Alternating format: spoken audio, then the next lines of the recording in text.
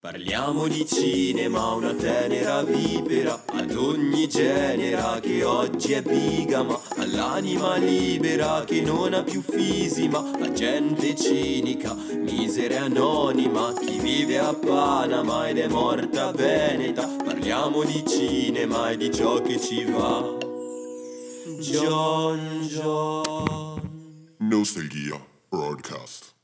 Ciao, Ciao. benvenuti Nostalgia Podcast, puntata speciale. Siamo qui con un grande ospite, Miguel Gomes, che è qui con noi per parlare di Grand Tour, suo ultimo film, vincitore della Palma d'Oro per la regia, sull'ultimo Festival di Cannes.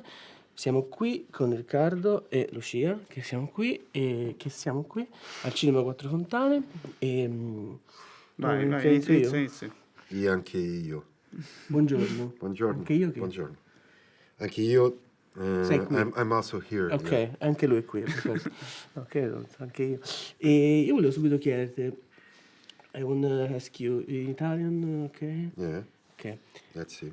ok. Volevo chiedere una domanda che feci anche a un tuo illustre collega, non so se Albert Serra, e chiesi in un'intervista che facemmo con lui il perché di questo voler ambientare sempre il film comunque un po' nel passato, in epoche lontane e non film comunque a tematiche insomma nel presente. E lui diede una risposta particolare, non so, voglio vedere anche tu come rispondi. Well, I'm very curious about the answer of Albert Serra. Well, to be honest, sometimes I also do films without the past. But it's true, I've made some with the past, but maybe it's not the past. It's the past mixed with the present. So in my case, it's more difficult to answer. In a way, I feel already that our present is full of ghosts of the past, of worlds that disappeared, and even a cinema that disappeared. But in a way, they are still haunting us. So I see these ghosts, and you can see these ghosts in my films. Of course. I've seen the movie it was very. It has two parts. Okay. It's in true. my I opinion. confirm. The first part, I thought it was like the portrait of this man who tries to escape from his responsibilities. I mean, we can see an husband trying to escape from his wife, or his future wife, or I mean, I saw the white man who tries to escape from his responsibility as a colonizer. I mean, that's what I saw, and I thought it was really brilliant the way you filmed this. I mean, like filming the present with a 60 millimeter. Film stock. Yeah. Yeah, with a style that reminds the mute cinema. It was like a brilliant solution, in my opinion. In the second part, the protagonist changes, and we get to see the point of view of the woman. And it was like she is less of a colonizer than her future husband. And even the themes of the film, in my opinion, changes. It becomes more like a movie about believing in something. And the ending of the film is like the power of cinema. If we believe in the power of cinema, miracles can happen. I mean, and I wanted to ask you, how does these two teams come together in the movie? Because I've seen them really separated.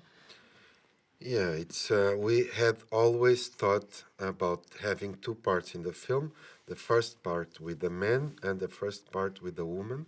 Also because of one thing, because the viewer is always in very different places when he's seeing these two parts, because in the end there is this guy running away from this woman, but you never saw the woman, so you don't know what kind of monster he is running away from. He knows more than the viewer, because you don't know the woman. And then in the second part it changes completely, because you are with the woman and you have seen what happened with the guy.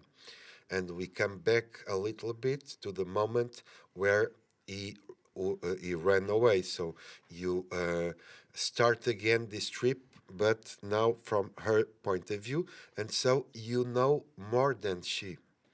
The viewer knows what happened, and she doesn't believe that this guy was able to run away from her.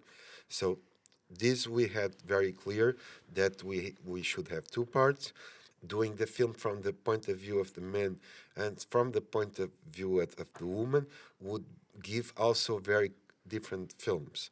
So in the second part, the film gets much more melodramatic, even tragical, and and in the first part, it's more, I guess, in a way, melancholical, but also comedy.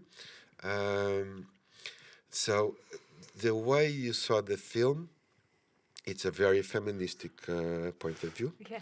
I don't know if I share completely your vision because I mean I guess these two characters they have some problems, you know.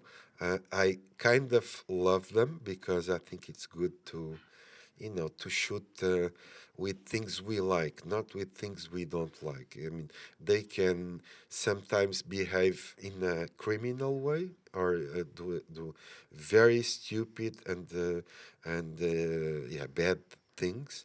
Um, but I'm not a judge. I'm not here to put them in prison or to punish them or to punish the viewer because they are on the wrong side of, you know, what they should be, maybe. But I'm not someone here to punish. I don't believe that cinema exists to punish the characters or the viewers.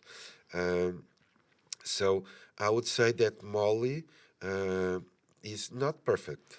You know, I think she gets darker and darker through the film, and I don't know. There's a moment where I guess because of her blindness and because her determination can also be like the determination, you know, of this captain of the boat of Moby Dick that is chasing the whale and goes to the end. That means going to the end is like destroying himself in the book, and that's I think Molly has a purpose, and she's and that's amazing, that she's so determined and. But sometimes determination can also lead to something very, you know, autistic. I respect your point of view, and I really made the film for people could have different points of view because I'm a little bit suspicious of films where everybody sees the same thing, has the same opinions, and at that moment I'm kind of suspicious. Maybe this is like a propaganda film, because in propaganda films, everyone has the same opinion. Everyone must have the same. Exactly. Everyone should have. So, what I try to do is to create films with characters that are kind of ambiguous, and this means in the same theater when you're seeing the film, someone in row 5 has an idea that is completely different from someone in the row 8, and it's not because of the numbers of the rows; it's because people are different from each other. So I really respect your feministic point of view, but I know there can be other point of views. Yeah. The protagonist, maybe in my interpretation, it sounds like I don't like him as a character. I really liked him. I thought it was like the, I don't know, incarnation of some teams that, like a colonizer, a running away man. But he was, I felt empathy with him, and I could understood him. I could understood why he ran away, and so I mean, it's not judging. Him. I Yeah, can say but that. if you say this, now I have to say bad things about Edward too, because I like to do the counter side. I always thought of him as really a coward that cannot face I mean, if he didn't want to get married, at least he could be there to explain the situation. No, and there is these images of the present of Asia nowadays, and I think that Edward uses these images, uses the world to hide. Uh, and so that's for me. It's a little bit coward. But the fact is that even if I'm the director, sometimes the director they don't know really the whole thing, and so I remember to be in Cannes. There was the press conference after the premiere of the film, and there was a question to the actor Gonçalo Waddington that plays Edward, and the question was about him being his character being a coward, and he gave an amazing answer because he said, "But I never thought of Edward being a coward," and I said, "Interesting. This means that." When we are making a film, we are making a film with other people. And I thought it was quite interesting that he tried to defend this character as not a coward, but as something else, which means that maybe I don't know Edward that much, and that's good news. Yes. It's good news to don't have the idea to know everything. Yeah. I like very much the idea of the director lose himself in the movie, in the story, in the protagonist, in the people inside the movie. And I think that your cinema is very easily get lost in stories, in the trouble. I think your cinema with Taboo, with this, with Grand Tour, with the Le Asmir Noiches is But can I say something? yes, of course. Sometimes people ask, what's the art form more close to cinema? Is it like literature or theater or painting, music? And cinema has a connection with all of these things.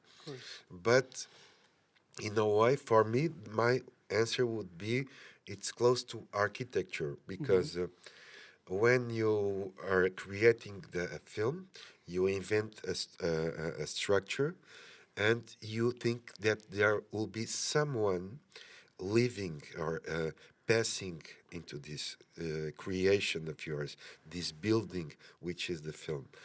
And so, my goal, I think the goal of every director should be to think how a viewer can live in this space we created. And so it should not be a prison, not someone that is inside the film and the film is saying to her, now turn right, now go climb the elevator, now just like a film preaching what the because then the film would be a prison for the viewer. But we can also not be completely random for the viewer be completely lost inside this building, which is the film. So it's the balance between having space, the film that you're seeing not being a prison, giving orders to you how to move, but it cannot be completely random, or else the viewer will be completely lost in this building and doesn't know where to go. Io volevo chiederti a che punto la tua carriera arriva questo film e quanto è stato complicato girare in tutti questi paesi a livello registico. It was more difficult to shoot in studio, for instance, as financially wise, it was more difficult, and it has more rules in a way.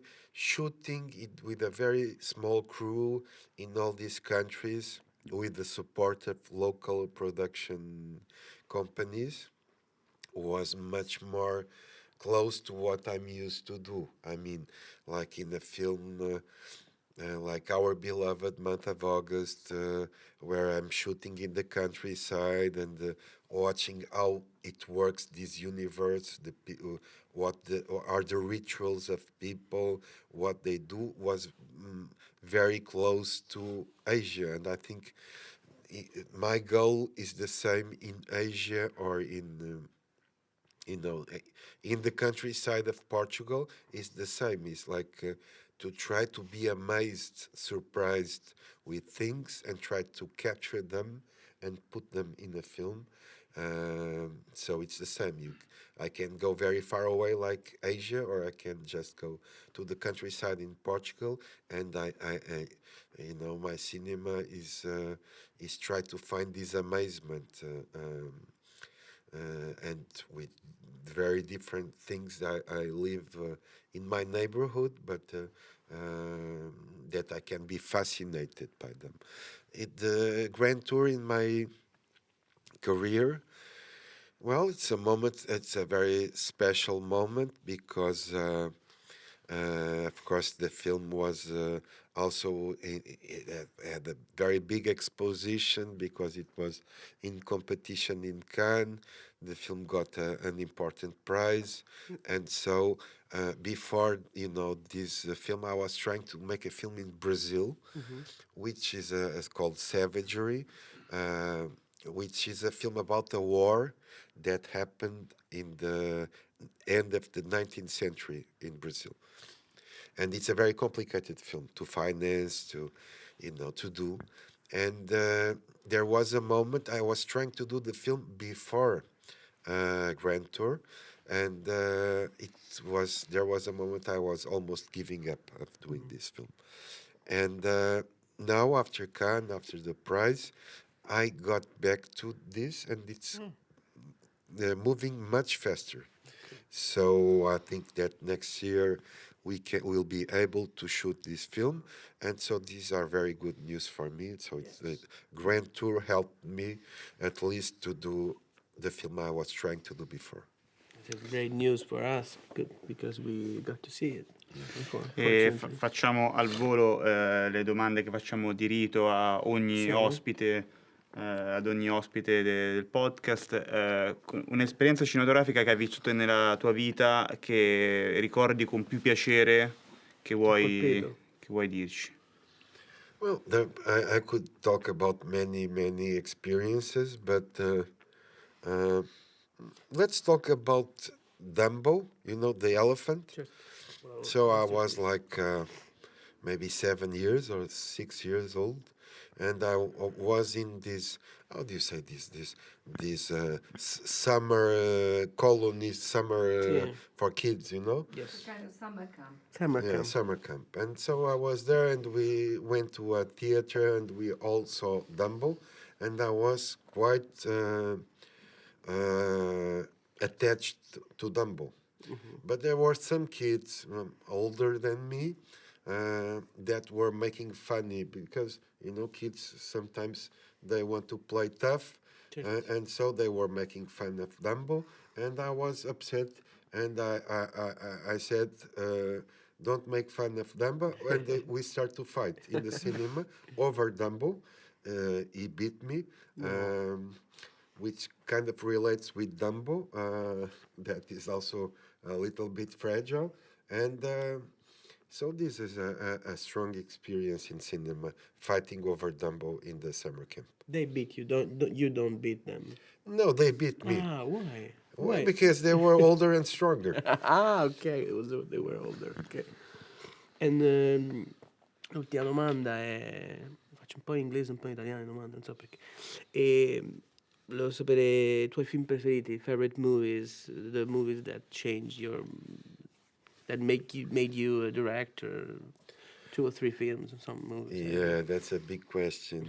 I mean, there are many films, I would say, that in a strange way, the first Indiana Jones was something that I think was my strongest cinema experience when I was under 10 or 11 years old. And then I saw You know, some Portuguese films, for instance, one called The Recollections of the Yellow House by this guy called João César Monteiro, which I was like, this can really exist. You can do cinema like this in my country, in Portugal. It's amazing. And I remember to have, for instance, have discovered Godard films when I was 17 and so my idea of cinema started to be bigger and bigger. So as the world started to be bigger for me, cinema also went bigger, and I discovered how many possibilities uh, of cinema you can do, and that was amazing. And of course, there's a film. It's the Wizard of Oz, which is the film. It's a joke, but maybe it's not that not that much of a joke.